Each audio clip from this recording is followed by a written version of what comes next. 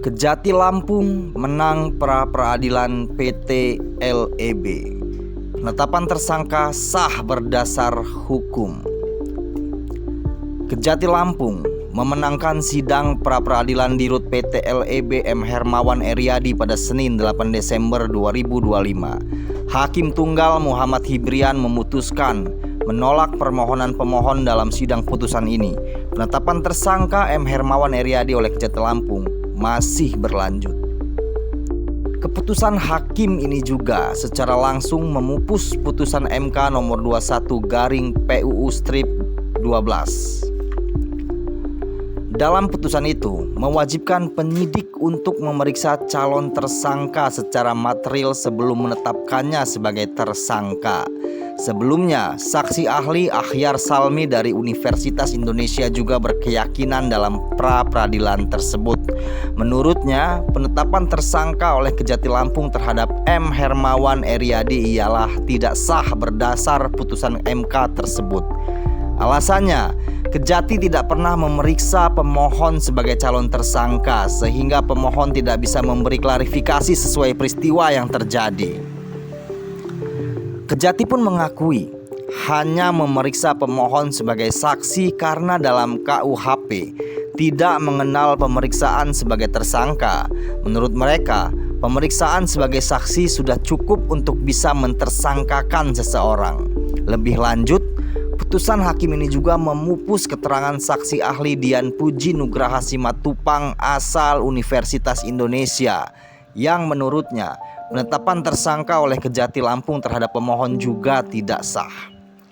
Ketua Peminatan Hukum Keuangan Publik dan Perpajakan Universitas Indonesia ini menegaskan dalam sidang pra-peradilan tersebut.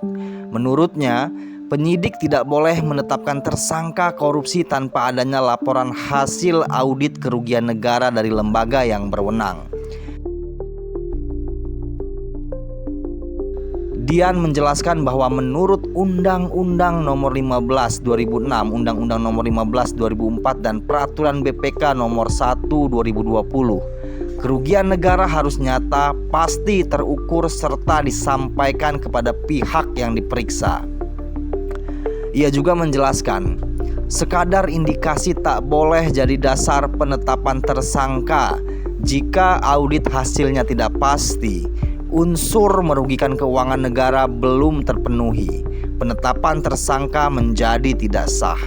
Sementara dalam fakta persidangan, Ricky Martim selaku kuasa hukum pemohon menyampaikan kepada publik, menurutnya Kejati tidak pernah melengkapi berkas-berkas sangkaan atau tuduhan kerugian negara oleh kliennya.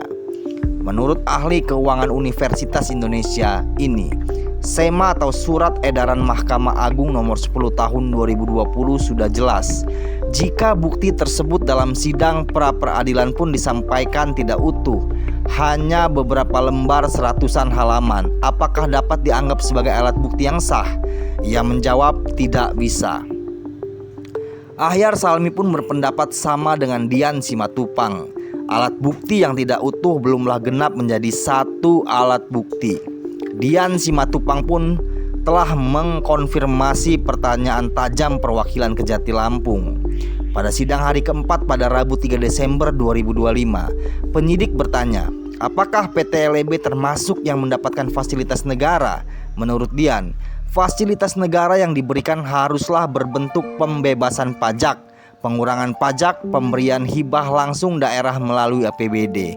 Jika tidak ada, maka tidak termasuk mendapat fasilitas negara. Jaksa kemudian secara khusus kembali bertanya kepada Dian terkait dengan participating interest, di mana LEB mendapat penugasan. Apakah PI masuk kategori fasilitas negara? Tanya jaksa. Dian menjawab, PI 10% bukan fasilitas negara.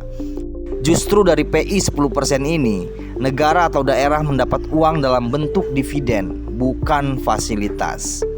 Dengan putusan Hakim Tunggal Muhammad Hibrian ini, maka pupus penjelasan saksi ahli dari Universitas Indonesia soal SEMA hingga putusan MK.